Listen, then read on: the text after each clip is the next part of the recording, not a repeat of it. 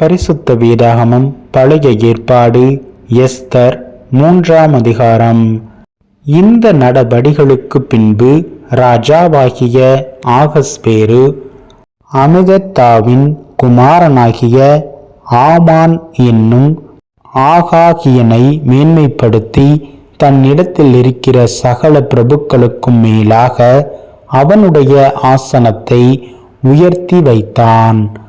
ஆகையால் ராஜாவின் அரண்மனை வாசலில் இருக்கிற ராஜாவின் ஊழியக்காரர் எல்லாரும் ஆமானை வணங்கி நமஸ்கரித்து வந்தார்கள். அவனுக்கு இப்படி செய்ய வேண்டும் என்று ராஜா கட்டளையிட்டு இருந்தான். ஆனாலும் மொர்தெகாய் அவனை வணங்கவும் இல்லை, நமஸ்கரிக்கவும் இல்லை. அப்பொழுது ராஜாவின் அரண்மனை வாசலில் இருக்கிற ராஜாவின் ஊழியக்காரர் மொர்தெகாயை பார்த்து, நீ ராஜாவின் கட்டளையை மீறுகிறது என்ன என்று கேட்டார்கள். இப்படி அவர்கள் நாளுக்கு நாள் அவனுடனே சொல்லியும் அவன் தங்களுக்கு செவி கொடாதபோது, தான் யூதன் என்று அவன் அவர்களுக்கு அறிவித்திருந்தபடியால் மொர்தெகாயின் சொற்கள் நிலை நிற்குமோ என்று பார்க்கிறதற்கு அதை ஆமானுக்கு அறிவித்தார்கள். ஆமான் மொர்தெகாய் தன்னை வணங்கி நமஸ்கரியாததை கண்டபோது மூர்க்கம் நிறைந்தவனானான். ஆனாலும் மொர்தெகாயின் மேல் மாத்திரம் கை போடுவது அவனுக்கு அற்ப காரியமாக கண்டது.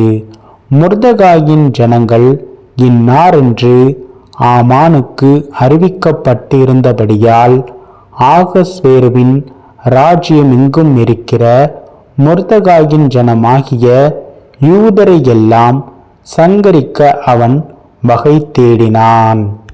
ராஜாவாகிய ஆகஸ்வேருவின் 12ஆம் வருஷம் நிசான் மாதமாகிய 1ஆம் மாதத்திலே ஆமானுக்கு முன்பாக பூர் எனப்பட்ட சீட்டு ஒவ்வொரு நாளையும் ஒவ்வொரு மாதத்தையும் குறித்து போடப்பட்டு ஆதார் மாதமான 12ஆம் மாதத்தின் மேல் விழுந்தது.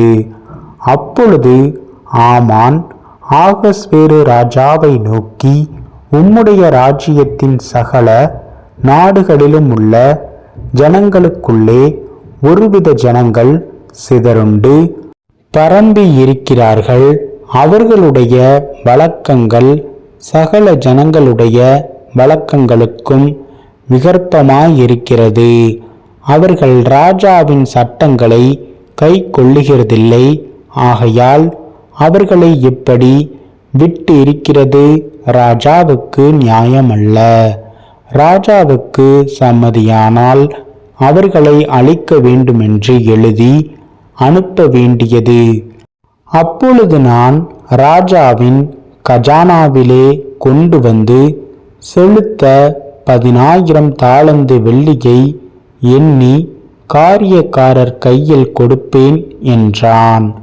அப்பொழுது ராஜா தன் கையில் இருக்கிற தன் மோதிரத்தை கழற்றி அதை ஆகாகியனான அமெத்தத்தாவின் குமாரனும் யூதரின் சத்ருவுமாகிய ஆமானிடத்தில் கொடுத்து, ஆமானை நோக்கி, அந்த வெள்ளியை நீ வைத்துக்கொள், அந்த ஜனத்துக்கு உன் இஷ்டப்படி செய்யலாம் என்றான். 1ஆம் மாதம் 13ஆம் தேதியிலே ராஜாவின் சம்பிரதிகள் அழைக்கப்பட்டார்கள். ஆமான் கற்பித்தபடியெல்லாம் ராஜாவின் தேசாதிபதிகளுக்கும் ஒவ்வொரு நாட்டின் மேல் வைக்கப்பட்டிருந்த துறைகளுக்கும் ஒவ்வொரு ஜனத்தின் பிரபுக்களுக்கும் அந்தந்த நாட்டில் வழங்கும் அட்சரத்திலும் அந்தந்த ஜாதியார் பேசும் பாஷையிலும் எழுதப்பட்டது. ராஜாவாகிய ஆகஸ்வேருவின் பேரால் அது எழுதப்பட்டு ராஜாவின் மோதிரத்தினால் முத்திரை போடப்பட்டது.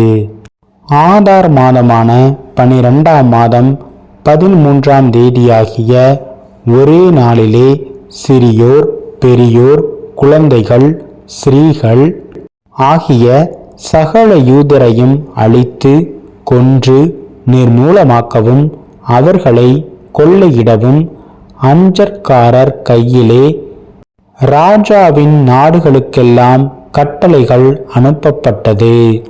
அந்த நாளுக்கு ஆயத்தப்பட்டிருக்க வேண்டும் என்று சகல ஜனங்களுக்கும் கூறி அறிவிக்கிறதற்காக கொடுக்கப்பட்ட கட்டளையின் நகல் இதுவே. இது ஒவ்வொரு நாட்டிலும் பிரசித்தம் பண்ணப்பட்டது. அந்த அஞ்சற்காரர் ராஜாவின் உத்தரவினால் தீவிரமாய் புறப்பட்டு போனார்கள். அந்த கட்டளை சூசான் அரண்மனையில் பிறந்தது. ராஜாவும் ஆமானும் குடிக்கும்படி உட்கார்ந்தார்கள். சூசான் நகரம் கலங்கிற்று.